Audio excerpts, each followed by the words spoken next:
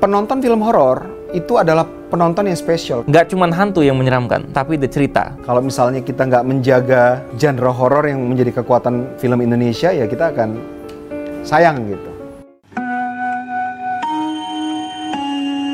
Mohon perhatian. Eits, sebelum nonton, subscribe dan nyalain loncengnya. Biar makin asik. Selamat nonton. Sobat 21 sadar nggak kalau film horor jadi salah satu genre film paling laris di Indonesia? Dari puluhan tahun lalu sampai hari ini, film horor selalu punya tempat di hati penonton Indonesia. Tapi kamu penasaran nggak sih kenapa ya film horor sangat dicintai sampai saat ini? Spesial Halloween tahun ini, 21 berkesempatan untuk mewawancarai dua sutradara film Indonesia yang sudah melanglang buana dan menghasilkan berbagai film horor hingga saat ini. Siapa yang nggak tahu film-film ini? Ini adalah film-film karya dari sutradara Joko Anwar. Lewat film-film inilah nama Joko Anwar makin dikenal sebagai sutradara film horor. Saat ini Joko Anwar juga sedang memproduksi film horor terbarunya berjudul Siksa Kubur loh. Nama Rocky Soraya pasti juga familiar buat Sobat 21 pecinta film horor. Ada berbagai film horor karya Rocky Soraya, diantaranya The Doll, Susana Bernapas Dalam Kubur, sampai Indigo. Bahkan saat ini Rocky Soraya juga sedang mempersiapkan film terbarunya berjudul Panggonan Wingit. Nah, bareng dua sutradara ternama inilah kita bakal mencari tahu alasan kenapa film horor sangat laris dan gimana ya tingkat kesulitan dalam pembuatan film horor Indonesia.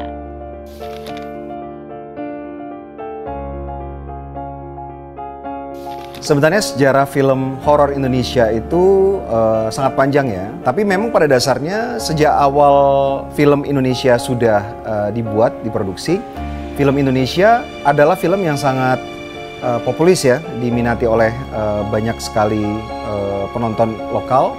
Dan tentunya biasanya penonton lokal itu sangat dekat dengan mistisisme. Kita punya urban legends atau cerita-cerita, bahkan reality dan lain sebagainya, itu mendekat banget dengan mau mistis, mau horor, mau apa. Jadi dari semua kalangan dari atas sampai ke bawah, semuanya connect. Budaya kita Indonesia adalah negara yang paling paling kaya sekali karakter horornya. Dan tentunya kalau kita ngomongin bagaimana caranya kita mengekspor cerita, khususnya cerita horor, format yang paling pas adalah film gitu.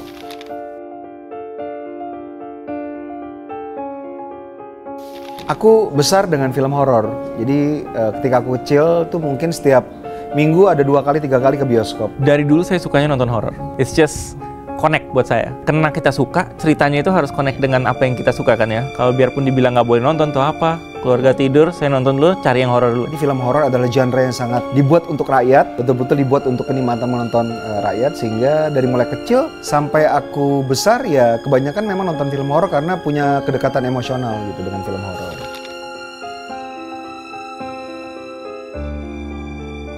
Kelihatannya film horor gampang kan, kita cuma nakut-nakutin gitu, jump scare. Cuman kalau kita mau ngomongin craftsmanship, yang paling harus presisi itu adalah film horor. Karena kita bermain dengan ekspektasi penonton. Bagaimana kita bisa memperbarui scene-scene horor yang menarik terus, tapi masuk ke dalam cerita. Jadi bukan cuma kaget, tapi takut. Yang mereka bakal ingat setelah mereka pulang, pas matiin lampu, itu apa ya? Nah, lampu gitu, itu yang kita mau. Untuk saya cerita yang paling penting. Jump scare adalah bonus. Cerita kalau udah kuat, orang sudah perhatikan dan pemainnya harus cocok dengan role itu, directingnya harus memang creepy. Kalau udah di-build ambience-nya, ketika jump scare cuma satu-satu aja keluarin, itu lebih menakutkan daripada dar dor setiap menit orang udah tidak kaget lagi karena ceritanya kan nggak ada ya.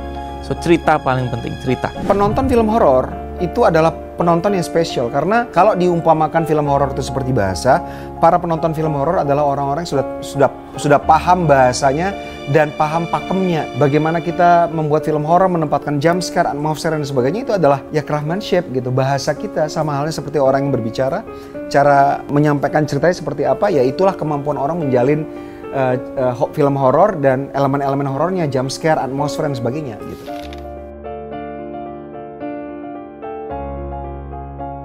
Menurut saya di Indonesia ceritanya ada terlalu banyak sehingga harusnya nggak habis. Mungkin kita tahu tapi susah mengucapkan. Kalau Indonesia ada kuntilanak, tuyul, banaspati, potensinya kita punya banyak bahan. Nggak cuma hantu yang menyeramkan, tapi the cerita. Apakah itu tentang pesugihan kayak, tentang devil, tentang apa, itu semua banyak yang belum explore. Kita masuk ke area kampung, itu ceritanya beda lagi. Di perdesaan beda, di kota beda lagi. Kasih mereka yang mereka belum lihat. Challenge-nya adalah bagaimana kita mengambil ide cerita ini dan mengolahnya dengan craftsmanship yang tinggi, storytelling yang baik, kemudian teknis yang baik dalam sinematografi, directing, dan sebagainya gitu. Jadi kalau misalnya kita nggak menjaga genre horor yang menjadi kekuatan film Indonesia, ya kita akan sayang gitu.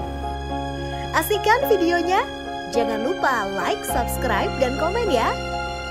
Sampai jumpa di video selanjutnya.